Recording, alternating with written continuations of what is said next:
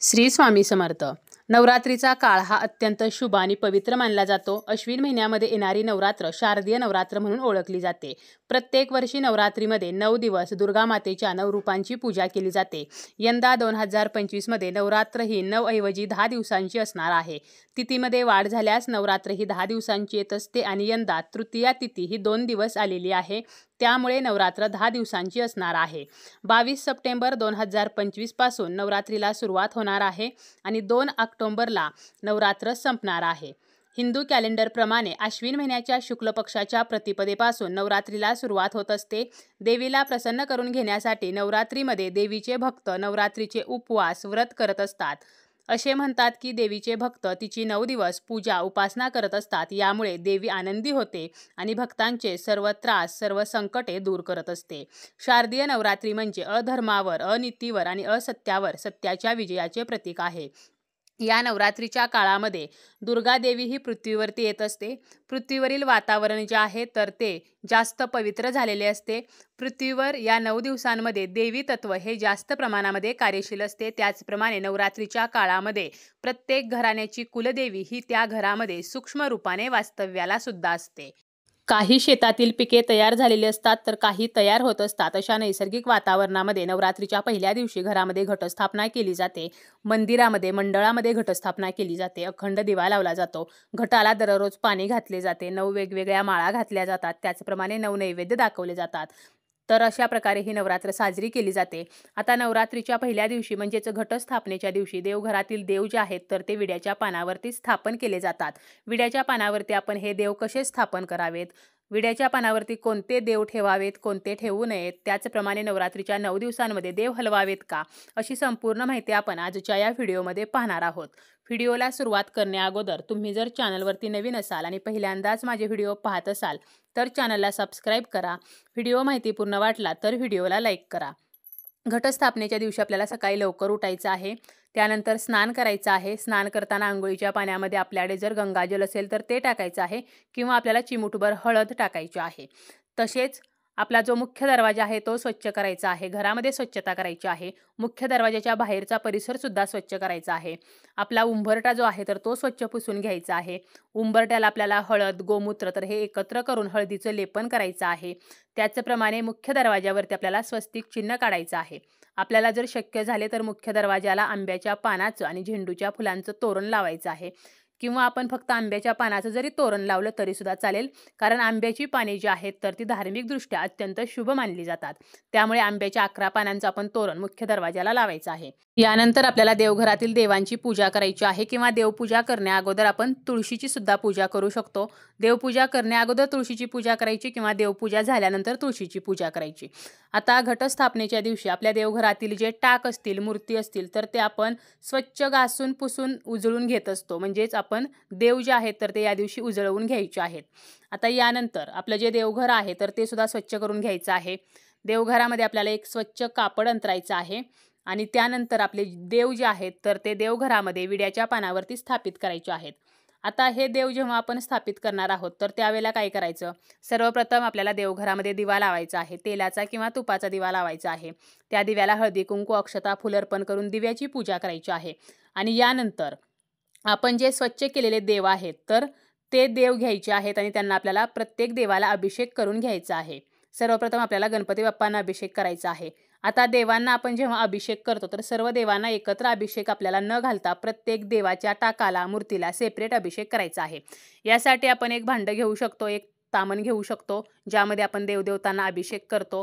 तर त्या तामणामध्ये एक देव ठेवायचा, त्याला आपल्याला व्यवस्थित अभिषेक करून घ्यायचा आहे. तो देव आपल्याला विड्याच्या पानावरती देवघरामध्ये ज्या ठिकाणी आपण त्या देवाची जागा आहे तर त्या ठिकाणी ठेवायचा. ते पाणी आपण दुसऱ्या भांड्यामध्ये ओतायचं, पुन्हा दुसऱ्या देवाला अभिषेक करायचा. असं करू शकतो किंवा एकच जरी भांडं घेतलं आणि आपण डाव्या हातामध्ये देवीचा जो टाक आहे किंवा देवाची जी मूर्ती असेल तर तो धरायचा, उजव्या हाताने आपण पाण्याचा अभिषेक करायचा. त्यानंतर आपल्याला दुधाचा अभिषेक करायचा आहे आणि त्यानंतर आपण ती मूर्ती किंवा तो टाक स्वच्छ कोरडा करून देवघरामध्ये ज्या जागेवरती आपल्याला ठेवायचा आहे तर त्या ठिकाणी विड्याची पाने ठेवून आपल्याला तो टाक ठेवायचा आहे। तर अशा प्रकारे आपण अभिषेक करू शकतो। आणि घटस्थापनेच्या दिवशी जेव्हा आपण देव स्वच्छ करतो त्यानंतर आवर्जून आपल्याला एक गोष्ट करायची आहे, ती म्हणजे जेव्हा आपण अभिषेक करतो त्यावेळेला पाण्याचा अभिषेक तर करायचाच आहे, पण त्यासोबत आपल्याला दुधाने सुद्धा अभिषेक करायचा आहे। यामुळे काय होतं की देव जे आहेत तर ते शांत होतात। त्यामुळे जेव्हा पण कधी आपण देव स्वच्छ करतो त्यावेळेला देवांना दुधाने अभिषेक हा करायचाच आहे। आता विड्याची पाने जी आहेत तर ती ठेवताना कशी ठेवायची, तर एकावरती एक आपण विड्याचं पान ठेवायचं आहे, त्यावरती थोड्या अक्षता ठेवायच्या आहेत आणि त्यावरती मूर्ती टाक जे काय आपल्याला ठेवायचं आहे तर ते ठेवायचं आहे। आपल्याकडे जरी घटस्थापना करत नसले, म्हणजे गावाकडे घटस्थापना होते आणि शहरामध्ये जर आपण राहत असलो तर आपल्या गावाकडे घटस्थापना होत असेल, मग मनामध्ये प्रश्न येतो की आपण शहरामध्ये आपले देव जे आहेत तर ते विड्याच्या पानावरती ठेवायचे का। तर जरी आपण घटस्थापना करत नसलो, अखंड दिवा लावत नसलो किंवा आपल्या गावाकडे घटस्थापना होत आहे तरी सुद्धा आपण कुठेही जरी असलो तरी जे काही देवघरातील देव आहेत तर ते घटस्थापनेच्या दिवशी आपल्याला विड्याच्या पानावरती ठेवायचेच आहेत। आता काही घरामध्ये काय केलं जातं, तर फक्त टाक जे आहेत तर ते विड्याच्या पानावरती ठेवतात आणि मूर्ती फोटो जे आहेत तर ते ठेवत नाहीत आणि 9 दिवस जे काही मूर्ती असेल फोटो आहे तर त्यांची पूजा करतात। टाक जे आहेत तर ते फक्त हलवत नाहीत। परंतु तसं पाहायला गेलं तर नवरात्रीच्या काळामध्ये देव जे आहेत तर ते हलवायचेच नसतात। त्यामुळे पहिल्याच दिवशी सर्वच देव म्हणजे अगदी फोटो असतील, मूर्ती असेल, टाक असेल तर सर्वच देव हे विड्याच्या पानावरती ठेवावेत। पण शेवटी प्रत्येक घराण्याची पद्धत, प्रथा, परंपरा ही वेगवेगळी असते। त्यामुळे आपण आपल्या घराण्याची जशी पद्धत आहे तर त्यानुसारच करायचं आहे। आणि देव विड्याच्या पानावरती ठेवताना सुद्धा प्रथम गणपती बाप्पांना विराजमान करायचं आहे आणि आपल्याला गणपती बाप्पांची मूर्ती विड्याच्या पानावर ठेवल्यानंतर म्हणायचं आहे की गणपती बाप्पा तुमचे आमच्या घरी स्वागत आहे, तुम्ही या ठिकाणी बसून घ्यावे। आणि असं म्हणून आपल्याला ही गणपतीची मूर्ती विड्याच्या पानावरती ठेवायची आहे। यानंतर कुलदेवीची मूर्ती असेल किंवा टाक असेल तर तो विड्याच्या पानावरती आपल्याला बसवायचा आहे। तर अशा प्रकारे सर्व देव जे आहेत, म्हणजे बाळकृष्ण असेल, विठ्ठलाची मूर्ती असेल, श्री दत्तांची मूर्ती असेल, हे सर्व देव आपल्याला विड्याच्या पानावरती ठेवायचे आहेत। आता बघा, फोटो सुद्धा आपण विड्याच्या पानावरती ठेवू शकतो किंवा जर आपल्या घरामध्ये फोटो विड्याच्या पानावरती ठेवत नसतील तर नाही ठेवले तरी सुद्धा चालतील। आता अन्नपूर्णा मातेची मूर्ती जेव्हा आपण ठेवतो तर त्यावेळेला मूर्ती डायरेक्ट विड्याच्या पानावरती ठेवायची नाही, तर काय करायचं, मूर्ती आपण अन्नपूर्णेची धान्यामध्ये ठेवत असतो। त्यामुळे विड्याची पान मांडायचं आणि त्यावरती आपल्याला एका वाटीमध्ये तांदूळ भरून घ्यायचं आणि त्यावरती आपल्याला ही अन्नपूर्णा ठेवायची आहे।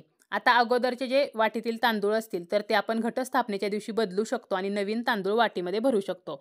त्याचप्रमाणे काही अशा मूर्ती आहेत की ज्या विड्याच्या पानावरती आपल्याला ठेवायच्या नसतात।